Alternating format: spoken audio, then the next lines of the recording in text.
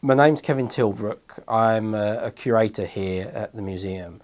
I'm a marine biologist by training, a taxonomist by expertise in a group of marine invertebrate animals called the Bryozoa. The collection I've brought in is a collection of old punk rock records that I collected when I was in my teens. And I've had them ever since, so I've grown up with these records. I've probably got 2 or 3 dozen albums, but I've probably got twice that number of singles, the 45s.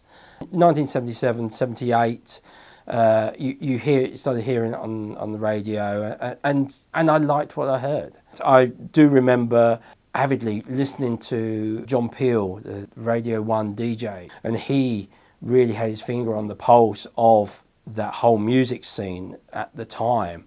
Come Saturday morning, I would be down the local record shop asking for specific records.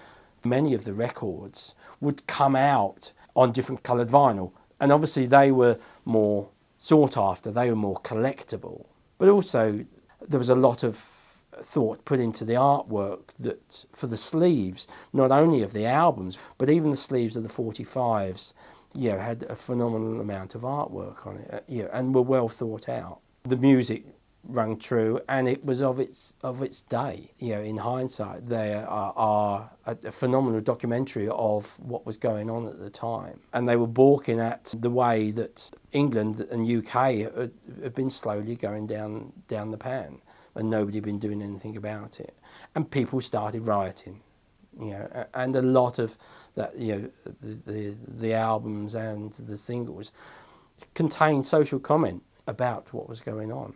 The records I have, I keep, and I have kept, and I've moved them around with me wherever I've moved.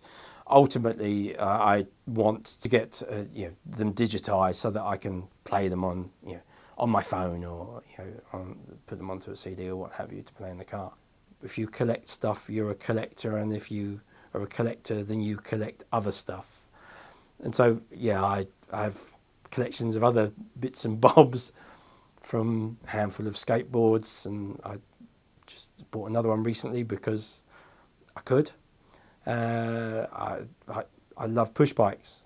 I've got a handful of those as well.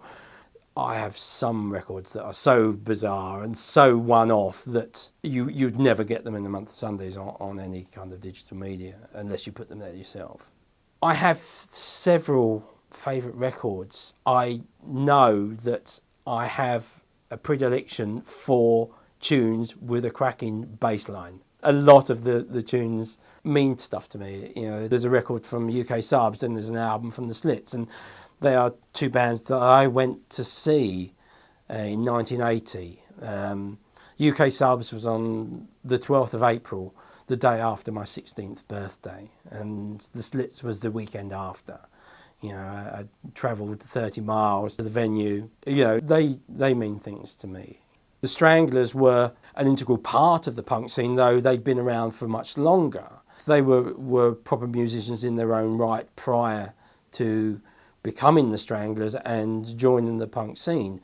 Yet their contribution to it was, I think was phenomenal. One of their records from 1977, Peaches, was banned by the BBC because it describes a lascivious bloke sitting on the beach ogling women walking past. Many of the punk bands, the Clash for instance, would play gigs for things like the Anti-Nazi League or Rock Against Racism. They were integral part of that movement. The issues were more with skinheads perhaps, but skinheads and punks never seemed to get on. The skinheads ended up as being the neo-Nazis, the fascists, though the skinhead movement back in the 60s was on the back of the ska movement, which was directly out of Jamaica, and skinheads would listen to ska music and everything off of the Trojan record label. It spawned this neo-Nazi side of things.